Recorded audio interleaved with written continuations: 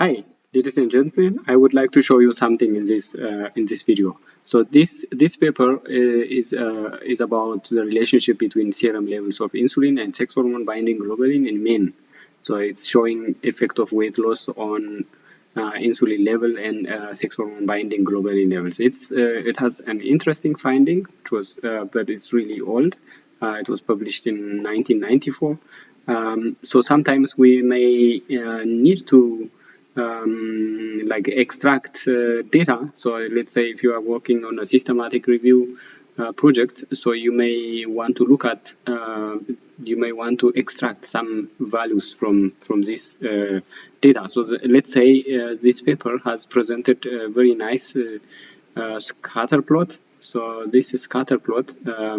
So I mean, every paper, if you included a scatter plot, that means your data is open.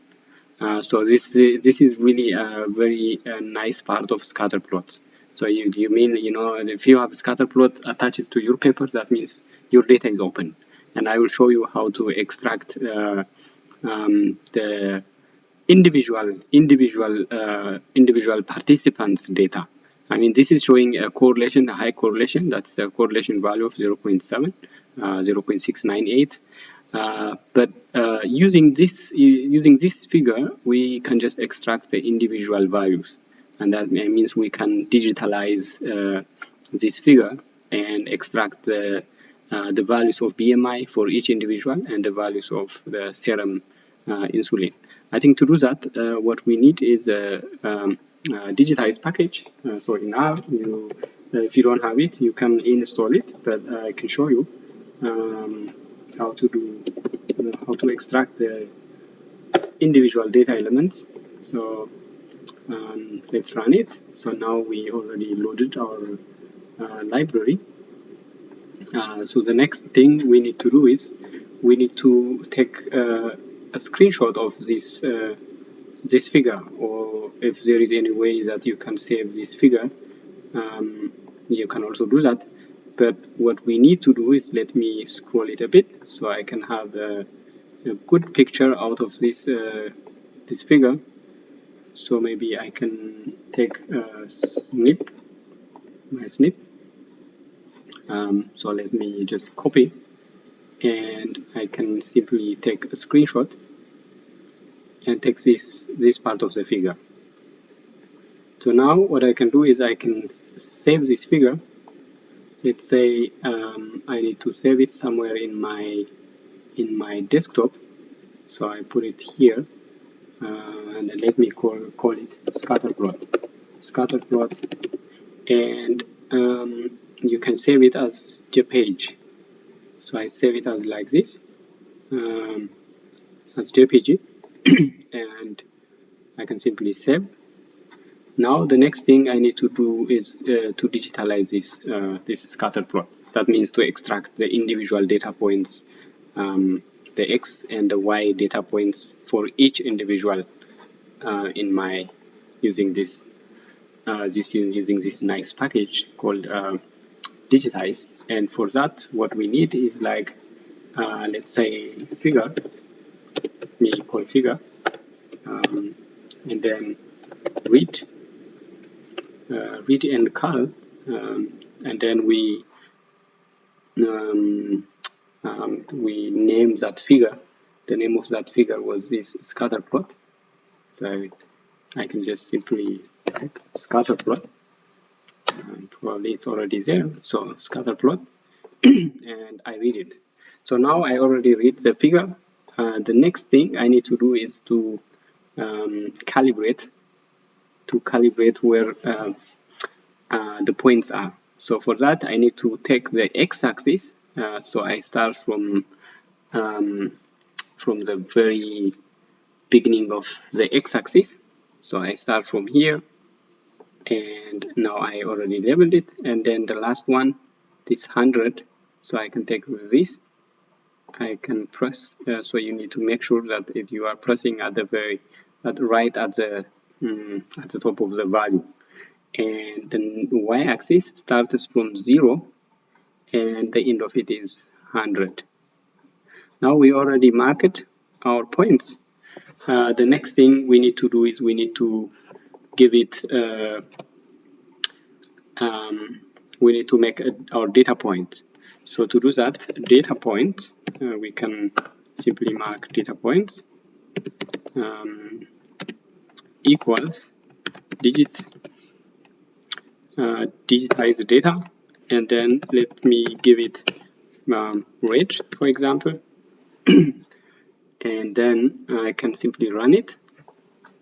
And then the next thing is I need to mark these points and give it a data frame.